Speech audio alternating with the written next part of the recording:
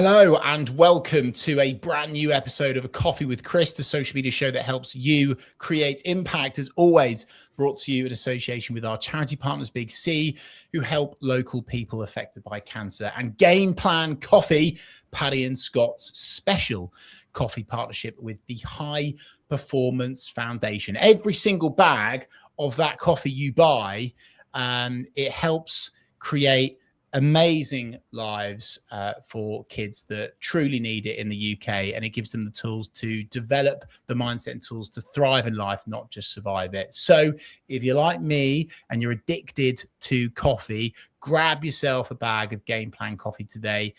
In all honesty though, grab all of the Paddy and Scott's coffee because it is absolutely delicious. And as you can see, I've upped the ante in terms of the quantity that I'm purchasing now. It might be to do with the fact that I'm a new dad. Anyway, also massive thanks to our usual and very much valued sponsors, Oliver Hill from Hill Coaching Company, Gemma Crane from 𝗖𝗵𝗿𝗲𝗲, and Callum Howard from Limitless Film and Media.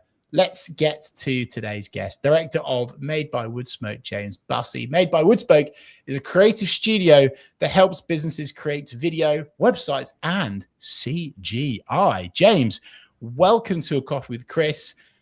Obviously, businesses know by now they need to create video, but so much of it just gets ignored. So I'll kick off with what separates a film that people want to stick on and stop scrolling by versus something that they just forget about and move on from in a second. It has to come back to the hook at the start of that video, which is something you know very well, Chris, from your work. But yeah, something that instantly, not long views of landscapes, but something that brings someone in and gives them a reason to stick around. Is the same whether you're making something for social or something for a trailer for a Netflix film. It all comes back to that hook.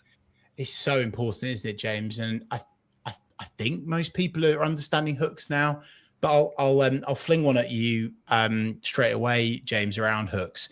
It's also important to keep hooking people, right? And it's not just capturing them once, it's continuing to hook them to keep them on that video, because if not, they'll go, well, that's nice, you've got my attention, but nah, I'm going to move on. I've not got the time. So is there a secret to that? Is there a secret recipe, James? Do you have any little tricks that you could recommend to businesses?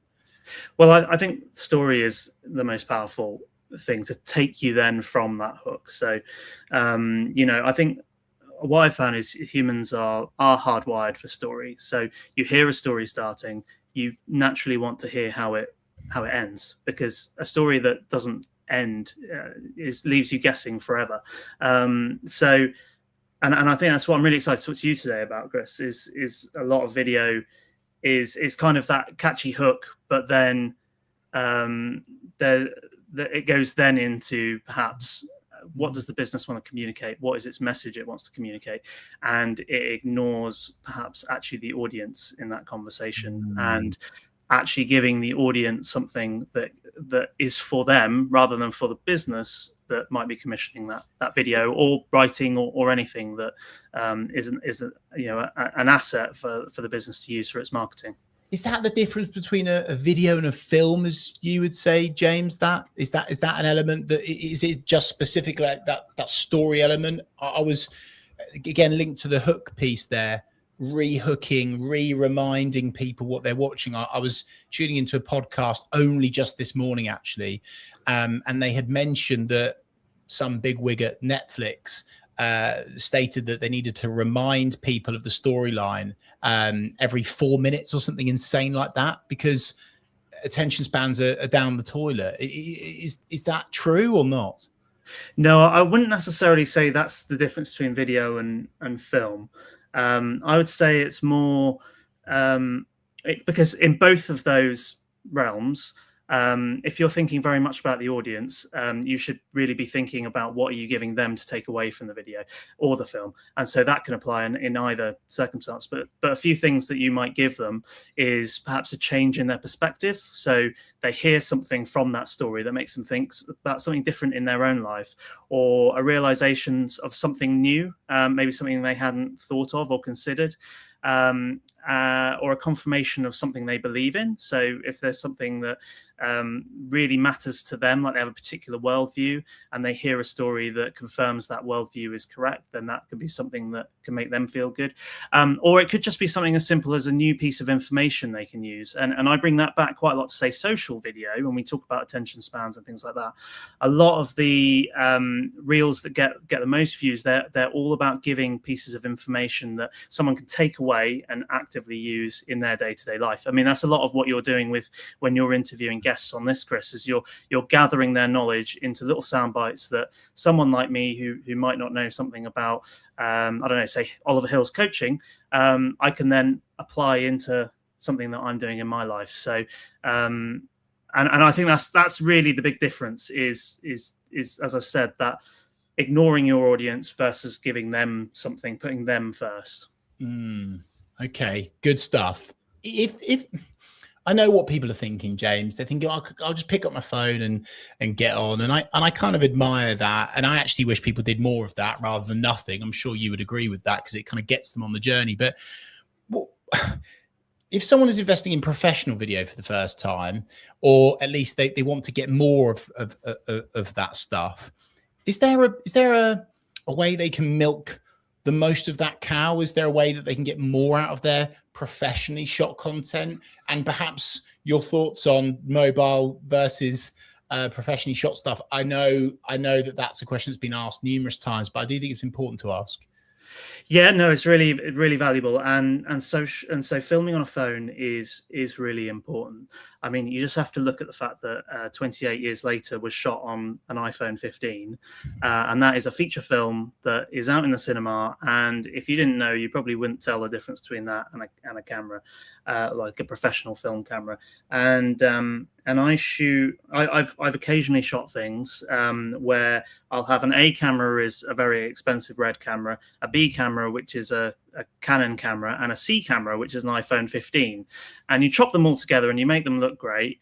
And actually, most people wouldn't really be able to tell the difference between the three, which is really powerful. So the professional video person, filmmaker, whatever you call them, is bringing something different to the party. And so when I actually think about differences between shooting social media footage on a phone or shooting it on a camera, I think it's much more about the approach to how because as I say, it's not really down to the tools now. So one of the things I wanted to talk about today was kind of the difference between a video approach and a film approach. And so a video approach is very much that you're kind of coming, and that's what a lot of briefs I get is looking for that video approach, which is where you're coming in with a camera, and maybe the budget means that you've only really got one day to shoot, and you're shooting what would be called run and gun video. So you're just literally trying to capture whatever you can in that session. It might be an event video, it might be a video that introduces a business, but that's very contained. It's lower budget, it's smaller. Whereas a film approach is much more that you are designing every single shot before you go into the field. You are then, when you're actually shooting that stuff, you are specifically setting up for each shot, capturing it, moving on to the next, so on and so forth. And they have very different approaches, very different time constraints, very different costs, very different budgets, and kind of being clear on the differences between the two is important, because a client naturally wants a video, but actually what that translates to in terms of its delivery can be different depending on those two approaches. And so kind of being aware of, we'll talk about briefs later, I'm sure, but kind of being very clear on that level of quality you're looking for, what kind of feel of video you're looking for. Is it a bit more, kind of real and quick and rough and ready, or is it that more crafted, carefully considered? Because they will have different approaches for different uses. And going back to your question about milking the professional video to get as much out of it as you can, a lot of that comes back to how you're then going to use it. And so, a professionally shot, very carefully, very expensive, very long video, I find, can not translate so well to social media as something that is shot on a phone. But the very professional, very carefully shot video is much more appropriate for someone that's at a different point in their brand journey or buying journey, perhaps just before they're about to buy. They actually want to feel something that feels a little bit more professional. So that's kind of how I would think about it. Such interesting thoughts and wisdom there, James. Thanks for sharing that. There's nothing that annoys me more than a business that invests in fantastic video, perhaps with yourself or another supplier, and they just kind of throw it out there once, or they publish the full video on YouTube, and it just sits there and it just rots away. And I always think to myself, if you're taking the time and spending the budget critically on a beautiful film, why is it just sitting there? It's not working for you. And it always is just a massive frustration of mine. And I'm sure you're on the same wavelength, but I'm sure also, James, a frustration of yours is a business that briefs in that they want to be the hero of the I would say video, you'll say the film, not their customers. And I would love to get your kind of thoughts and feelings around that. How do you put the customer front and center and make them the hero of your business's film versus making it all about you? And also, what's the impact of that? Sorry, quite a long question. Yeah, well, I think this is where you really need to be relying on your video person to bring that creativity, because I don't think I've ever had a brief in any project I've ever made where the brief is not, we want to communicate X. We as business want to communicate X. And that makes perfect sense, because the whole reason you're having that conversation about video is because you have something that you want to communicate to your audience. Now, the trick really is you've got to try and find a way of keeping that messaging in there, but flipping it into something that is for that audience. As we said earlier, giving actual useful tidbits of advice is really interesting. Like, I have a friend called Keith, and he's a really keen landscaper, and so he follows lots of no dig landscaping people, and every single video they post is, at the end, they are giving you some useful tip that you can or use that particular day. Now, what's really good about that is, of course, subconsciously, that person, that no dig presenter, gardener person, is giving useful bits of information, but he's also building an audience that respects them, wants to follow them, wants to listen to them. Oh, and subconsciously, they have this course that you can buy as well. Why don't you buy that course? That's a completely different approach to just going out with a video saying, we have this new course, would you like to buy it? So that's one aspect. And then the other aspect, I think, is this story idea. And story, there are some really good gurus about story that can teach you kind of the fundamentals of how to write good story. Two of the really good ones are Matthew Dix, a writer of Storyworthy, and Mark Bone, who is a Canadian cinematographer, and they've taught me a lot of what I use now, so definitely worth checking them out. But some three simple rules about story is it should start with some kind of tension. As an example, I was at the RHS Malvern show a few months ago when it was, I think it was, a few months ago. And I was speaking to an owner of a business that made garden cabins. And there's two versions of a video that you could make for that garden cabins person. One is, we make garden cabins. They're really good. They're really high quality. They're well designed. They're well insulated. All true, by the way. The other version of that video is, the problem wasn't that people didn't like our cabins. The problem was nobody could get them down the side of their house and into their garden. Then you set up a little bit of tension. You set up a little bit of story. You create the reason for someone to want to see that through to the end. And that is so version one is what most businesses would lead with on their videos. Option two is something a bit different.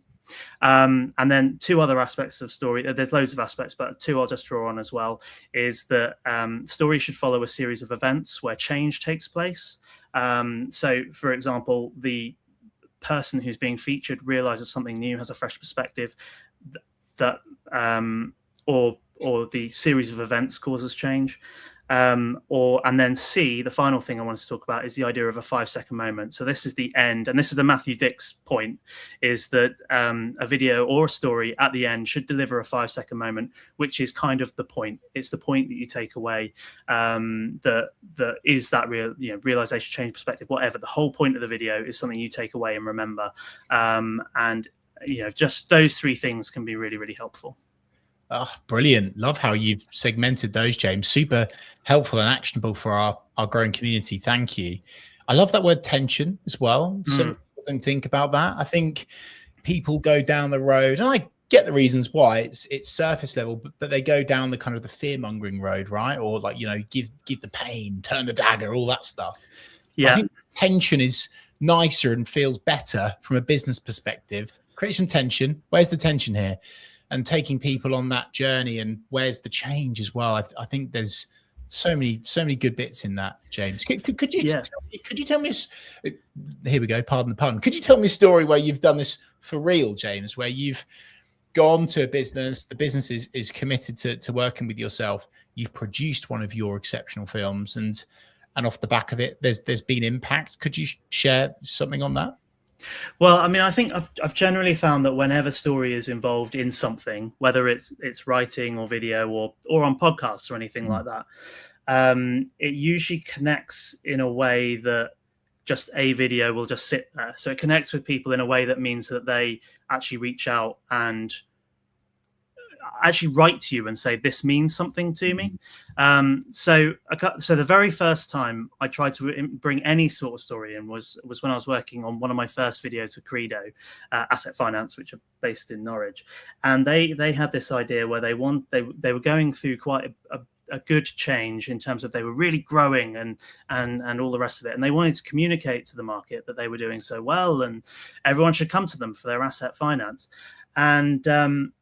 And I'm sort of thinking to myself, oh, that sounds pretty boring to the audience, doesn't it?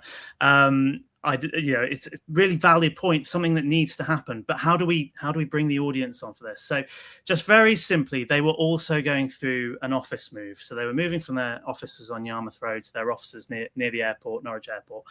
And so this is very, very minimal input of story. But all I did was I went back to the new office 4 or 5 times, and I captured this office changing and growing from being essentially a building site to actually being this beautiful place to work.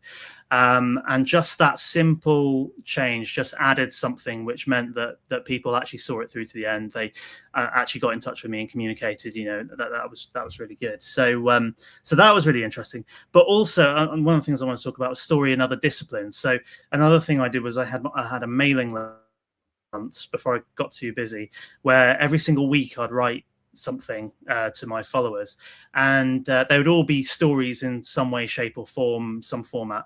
And it was astonishing, kind of the engagement. Not only was the read rate through the roof, but also just the amount of people that would write to me and say, oh yeah, I've thought this before, or that really mattered to me, or I haven't seen it in this perspective before.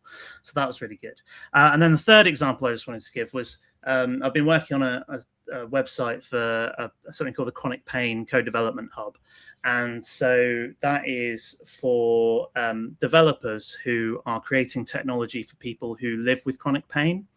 And the brief was originally, we just need a website. We just need to communicate the things developers need to communicate or think about when they're creating this technology.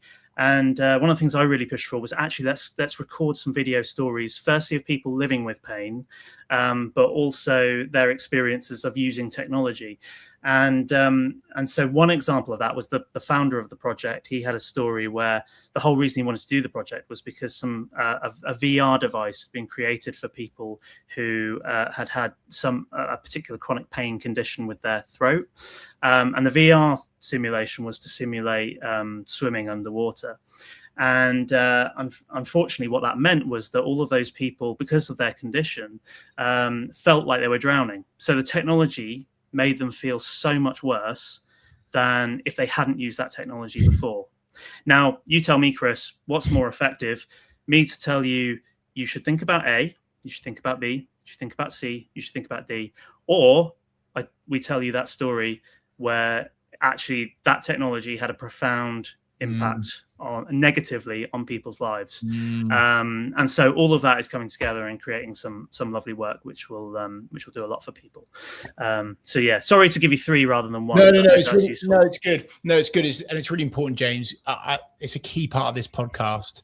There's so many out there where people just kind of waffle on about theory, but I love taking it to reality. What businesses trusted you, and how have you actually done this in the real world? So I love all of that, James. Thank you for sharing it. Perhaps link to some of the points that you've just shared, but to flip it on its head.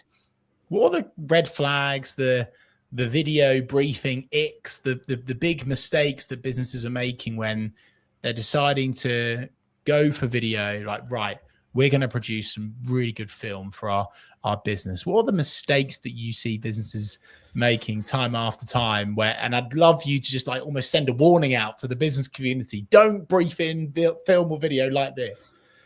Well, I think it's one of the main things is to be open to your video person's suggestions of how to present what it is that you want to communicate. Because like we said earlier, that the reason you're coming to making a video brief is because you want to communicate a marketing message. It's got that commercial angle to it, but we do also have to think about that audience member watching it. I mean, no one's going to watch something that doesn't do anything for them. So listening to them and allowing them to bring their expertise and ideas, creative ideas, to how you present that message. And then the other thing I think to be really mindful of is how it fits in with the wider marketing that you're putting out there. So I've seen it time and time again where people will commission a really expensive video, but they haven't got a very good website. They haven't got any means of capturing those people via email marketing. They haven't got any audience on social media. And so they put it out on social media and it doesn't go anywhere because it hasn't got anyone to engage with it. So I think being mindful of the whole marketing approach is really important. And then going back to my earlier point about a video approach rather than a film approach, it's about actually, can you have a smaller video to start with that isn't so in depth, isn't such a long process, but just gets the ball rolling. And then when you've built up an audience that is really actively engaged with you, then you can put more budget into that and there'll be more people to watch it. So just being mindful of those 2 things is really important. And I don't know if you want to go more onto like brief recommendations. Funnily enough, I was going to come back to you on exactly that, James. I was going to ask you about briefing and the things that should be included for it to not fail, if you like. And I think that's kind of linked to the mistakes piece, is just saying to an agency or someone like, we trust you. You're really good at what you do. Just go and make us a brief to promote X. What are like the key parts of a good video brief for a freelancer or an agency or an experienced professional like yourself, James? Like what are the elements that businesses should include for their film, for their video, to be a success for their business? Well, I think definitely it's really useful to share a budget because, actually, if someone, like I said earlier, if someone says to me, we want a video, is that a $5,000 brand film that we've got crew in and we're spending a long time on?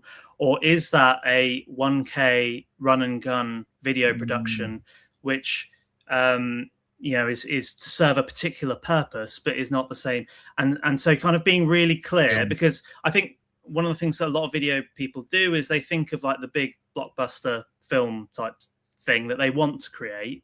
And actually that might not necessarily be the right fit for the business as much as they would love it to be, and hopefully they'll get a chance to do that in the future. So and one of the things I always find is actually everyone has an idea of what budget they want to spend.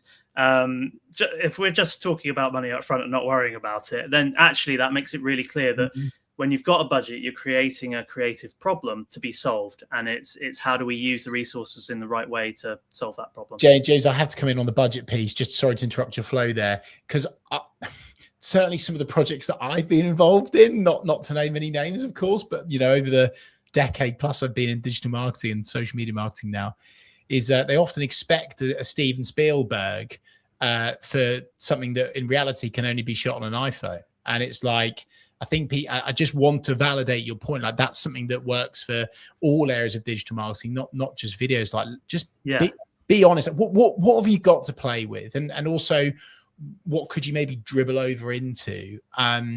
And I just agree with your previous point, James, but let's just get on the journey with it. Let's like get on the journey with it, and let's do something rather than nothing. And that is okay, people, by the way. But let's still do it well. Yeah, no, absolutely. So that's the thing that I really want to kind of get across is that you can still make really great video. It doesn't matter about the camera. It's more about how you package it and frame it.